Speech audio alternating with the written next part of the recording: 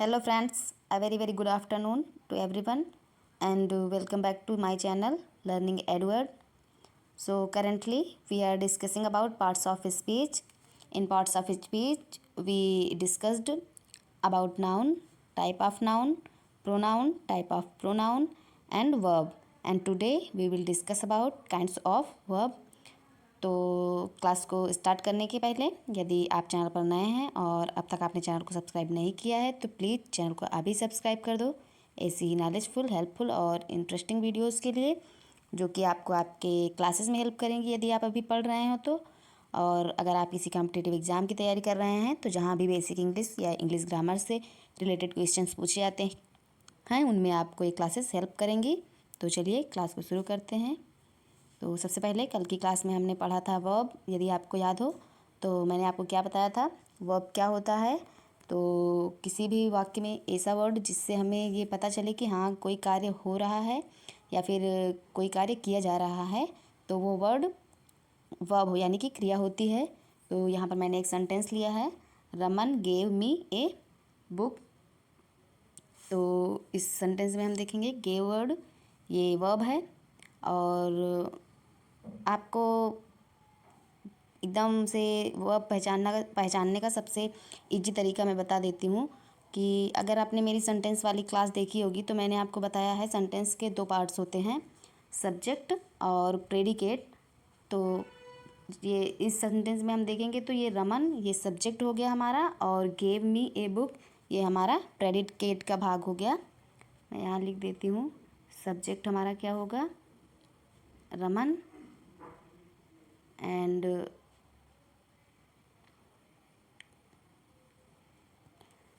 Predicate हमारा क्या होगा,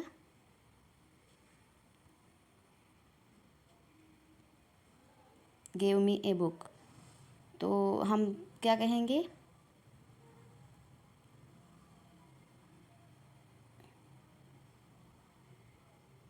राइटिंग आप लोग समझ जाइएगा।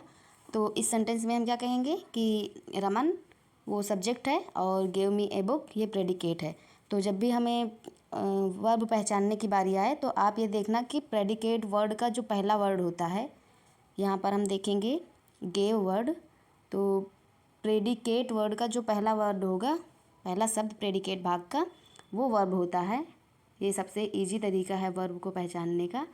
तो आप किसी भी सेंटेंस में सेंटेंस के पहले दो पार्ट करिए, सब्जेक्ट और प्रेडिकेट में उसको डिवाइड कीजिए और फिर जो प्रेडिकेट का पहला वर्ड होगा वो आपका वर्ब होगा। तो चलिए देखते हैं। तो मैंने आपको बताया कि in this sentence gave verb है और सेंटेंस वर्ब को पहचानने का तरीका भी हमने आपको बताया। और आज की क्लास में हम लोग काइंड्स ऑफ वर्ब यानी वर्ब के भेद देखेंगे, वर्ब कितने प्रकार के होते हैं उनके बारे में जानेंगे। चलिए देखते हैं। तो पहले हम यहाँ पर मैंने 3 एग्जांपल्स लिए हैं, आप इन एग्जांपल्स को ध्यान से देखिएगा। पहला एग्जांपल है she wants to go temple and second I want to go temple and third sentence है she wanted to go temple. अब इन तीनों सेंटेंस में हम देखेंगे तो यदि हम पहला ही सेंटेंस देखेंगे तो इसमें हम दो प्रकार की क्रिया को देख रहे हैं, एक मैंने वांट्स लिया है और एक टू गो। और दूसरे वाक्य में हम देखेंगे, दूसरे सेंटेंस में हम देखेंगे तो यहाँ पर भी दो क्रियाएं हैं, आई वॉन्ट और टू गो। तीसरे में भी हम देखेंगे वाक्य में तो इसमें भी मैंने दो वर्ब लिए हैं। तो अगर हम इन तीनों सेंटेंस का कंपैरिजन करेंगे यानी कि तुलना करेंगे इन तीनों सेंटेंसेस की, तो हम पाते हैं कि इन तीनों सेंटेंस में सब्जेक्ट के अनुसार, जैसे कि पहले सेंटेंस में हम देखेंगे कि सेंटेंस सब्जेक्ट सी के अनुसार यहाँ पर वांट्स यानी कि वांट्स क्रिया का यूज हुआ है और सेकंड में आई सब्जेक्ट के साथ वांट का एंड थर्ड में सी के साथ वांटेड का। तो हम देख रहे हैं कि सब्जेक्ट के साथ हमारा जो वर्ब है उसमें चेंज हो रहा है यानी कि वो परिवर्तित हो रहा है। और दूसरी क्रिया हम देखेंगे टू गो, तो इससे हमें सब्जेक्ट से कोई मतलब नहीं है, ये तीनों जगह एक जैसा ही है यानी कि इसके स्ट्रक्चर में कोई भी परिवर्तन नहीं आ रहा है। तो इसके आधार पर हम लोग कह सकते हैं कि सेंटेंस वो वर्ब मेनली दो प्रकार के होते हैं। तो इन सेंटेंसेस में हम देखेंगे कि वांट एंड वांटेड ये तीनों फाइनाइट वर्ब हैं और हमारा जो टू गो है, जो किसी भी सब्जेक्ट के अनुसार इसमें कोई भी परिवर्तन नहीं हुआ है, ये हमारा नॉन फाइनाइट वर्ब है। यानी कि मेनली वर्ब दो प्रकार के होते हैं, एक फाइनाइट वर्ब और दूसरा नॉन फाइनाइट वर्ब। तो मैं अगर हम इसको देखें, फाइनाइट वर्ब क्या होते हैं, जिनका सब्जेक्ट के अनुसार जिसमें परिवर्तन होता है, यानी जिनमें बदलाव आता है, वे सभी फाइनाइट वर्ब। जैसे वांट्स, वांट और वांटेड, इन तीनों सेंटेंस में हम देखेंगे तो ये फाइनाइट वर्ब है। और non finite verb to go है, जिसका किसी भी सेंटेंस में सब्जेक्ट के अनुसार कोई भी परिवर्तन नहीं हुआ है, तो वे नॉन फाइनाइट वर्ब हैं। अब हम देखेंगे काइंड्स ऑफ वर्ब। तो मेनली मैंने आपको बताया अभी कि वर्ब के दो भाग होते हैं, यानी कि दो प्रकार के वर्ब होते हैं, एक फाइनाइट वर्ब और दूसरा नॉन फाइनाइट वर्ब। और फाइनाइट वर्ब में भी फाइनाइट वर्ब के 4 पार्ट्स होते हैं, यानी फाइनाइट वर्ब भी 4 प्रकार के होते हैं, transitive, intransitive verb, linking verb and auxiliary verb.